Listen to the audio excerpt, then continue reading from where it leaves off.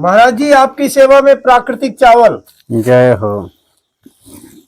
स्वीकारिए महाराज जी। जय हो। महाराज जी ये आप प्राकृतिक चावल आप 3 किलो बोले थे। जी अरे आप सावा चावल लीजिए, ये फलाहार सावा चावल है।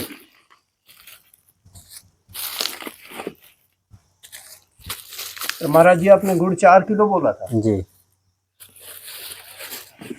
4 किलो गुड़ है।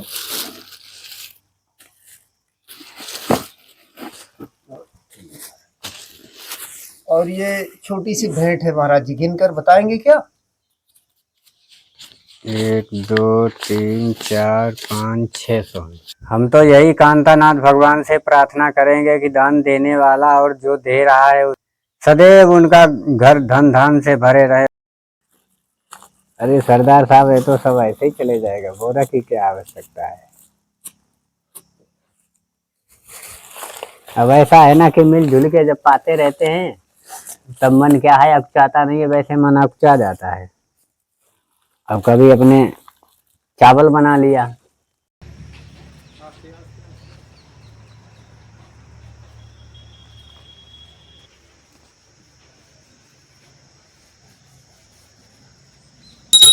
तुभ्यं वस्तु गोविंदम तुभ्ये समर्पयामि। आपको भोग इसे स्वीकार करो।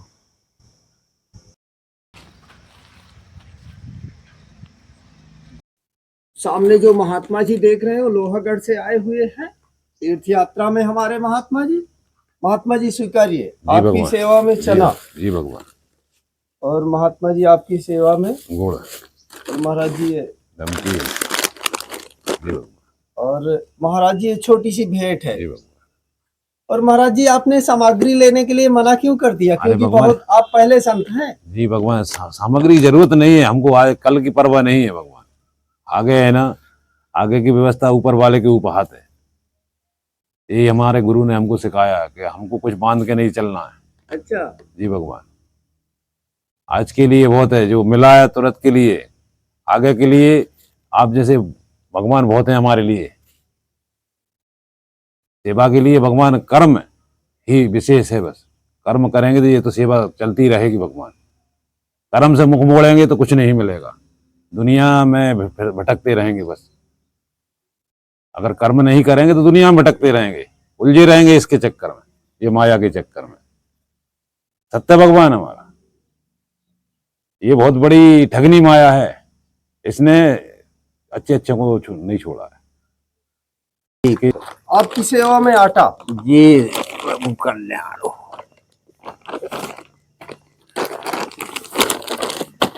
जी महाराज जी बिस्किट लाख लाख कर ले। महाराज जी सरसों तेल। जी प्रभु। महाराज जी ये अरहर दाल। जी ये मूंग की दाल। जी प्रभु। महाराज जी आपके नाश्ता के लिए चना। जी ये गुड़। जी प्रभु। महाराज जी ये नमकीन आपने मांगा था। जी और महाराज जी ये नहाने वाली साबुन। बहुत। इससे जो दूर हो गया वो बहुत कुछ कर गया, जिससे जो पास रहा वो कुछ नहीं कर पाएगा, वो सिर्फ घूमता ही रहेगा। अगर इससे दूर होता है ना तो वो सब कुछ पा लेता है, और जिससे अगर दूर नहीं होता तो वो कुछ नहीं पा सकता है। बस इससे आगे कुछ नहीं बोलेंगे। हमारी नजर में हमने सारे तीर्थ किए हैं, नर्मदा खंड से अच्छा तीर्थ कोई तीर्थ नहीं है जो माया से परे रखता है। इतना बड़ा विद्या का सागर हमने कहीं नहीं देखा है।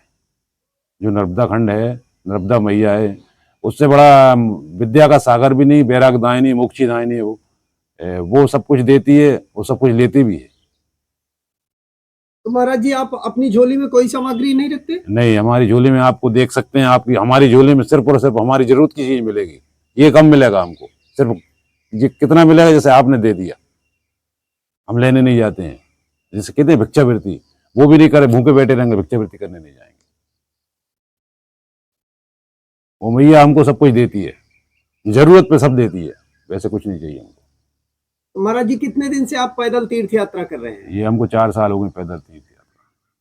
तो अभी चित्रकूट के बाद महाराज जी अब कहाँ जाएंगे? फिर वापस नर्मदा खंड जाएंगे, पैदल ही? पैदल ही है। चित्रकूट वहाँ 4 महीने चित्रमास वहाँ करेंगे, इसके बाद में, और देव उठनी 11 के बाद दीपावली के बाद जो 11 आती है उसके बाद फिर दंडवत परिक्रमा करेंगे मैया की 12 साल का।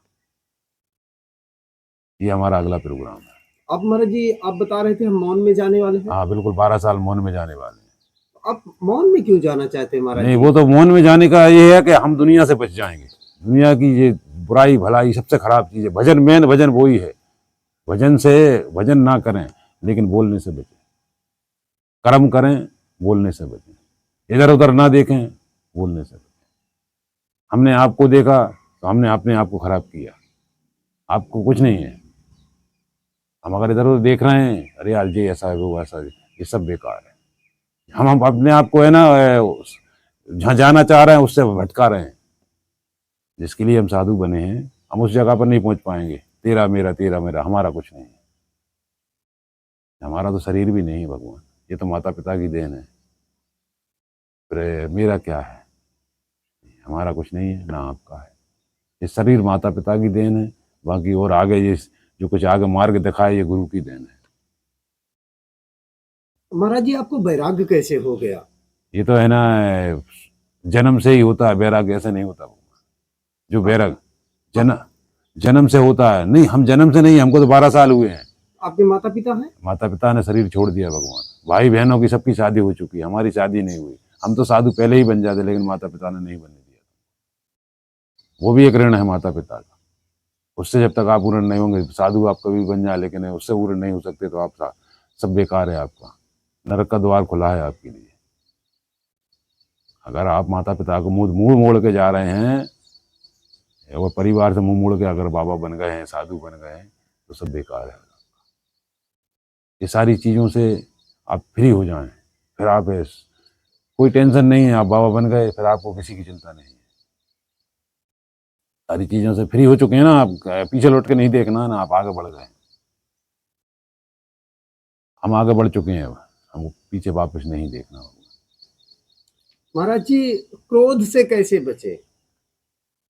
क्योंकि आजकल क्रोध और बड़ा प्रबल है। क्रोध का लक्षण है कामना। हाँ, वही अरे तो है, मैं कामनाओं आपसे से मुक्ति का उपाय हाँ, ये तो है ना, बस अच्छा कर्म करें, अच्छी चीजें, बस उससे ही बच सकते हैं, तभी ऐसे नहीं बच सकते। और भजन मेन है। भजन, अपना भजन करें। भजन ही राम का ही नाम है जो आपको क्रोध से बचा सकता है।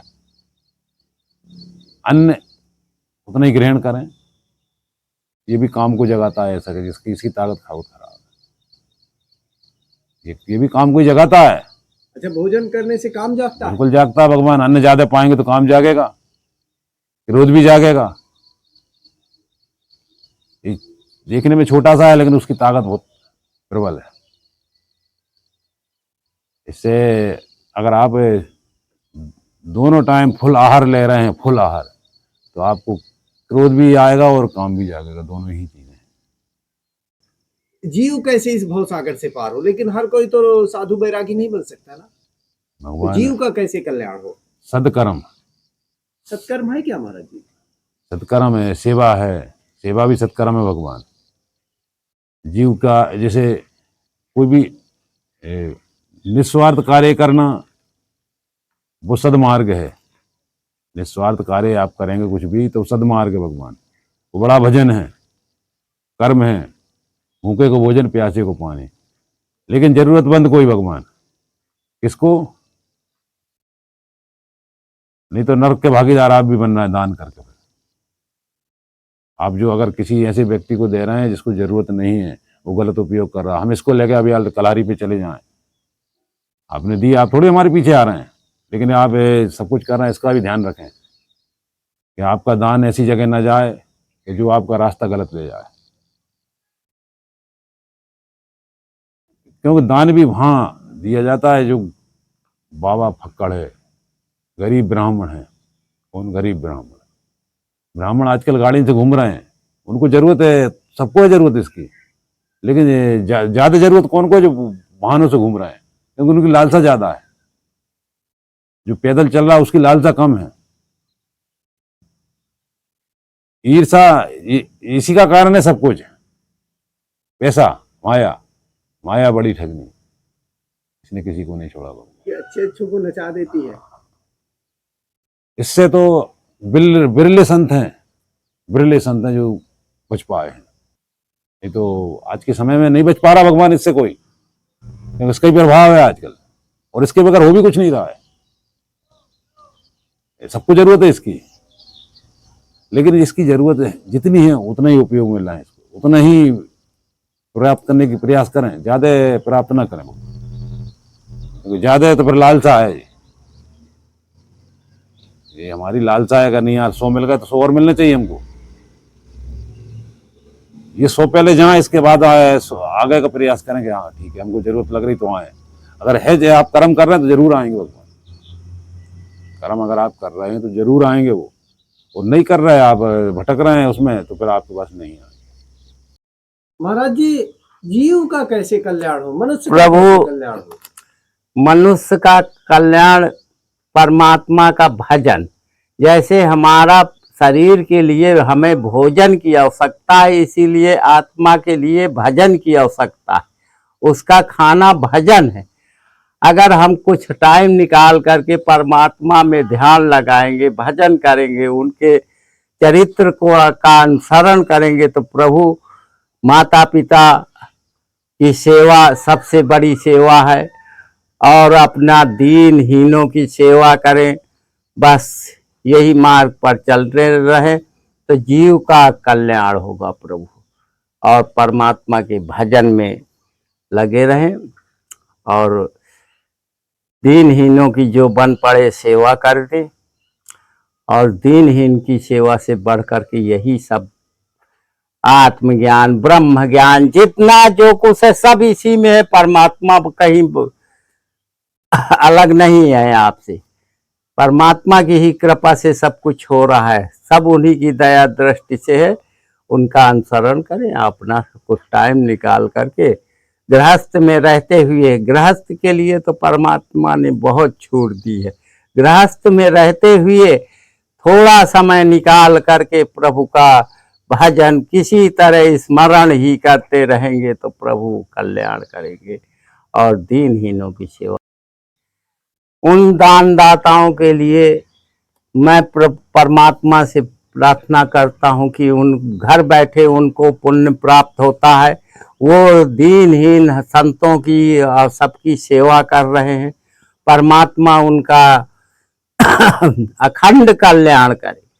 परमात्मा की दया से उनकी लंबी आयु, परमात्मा उनको हजारों वर्ष की आयु प्रदान करें। परमात्मा जो इसी प्रकार संतों की सेवा कर रहे हैं, उनको लाख लाख परमात्मा की तरफ से, मेरी तरफ से धन्यवाद प्रभु।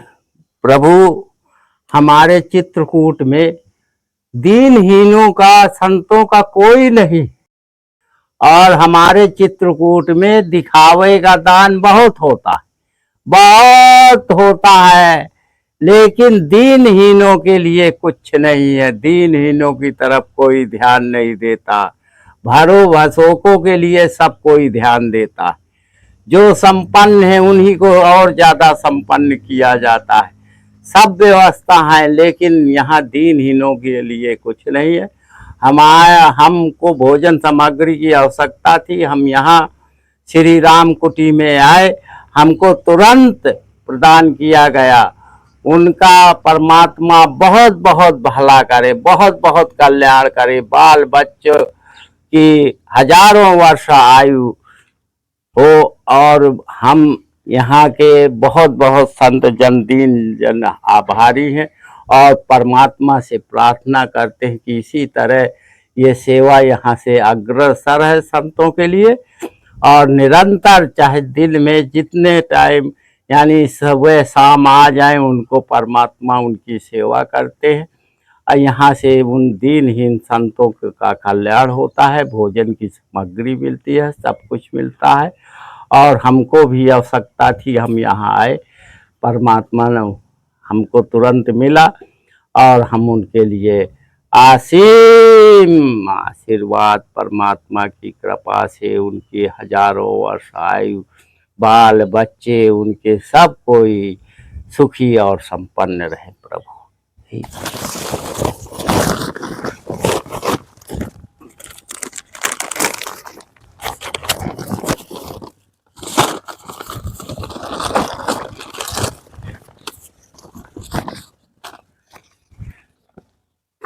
तेल भरिया।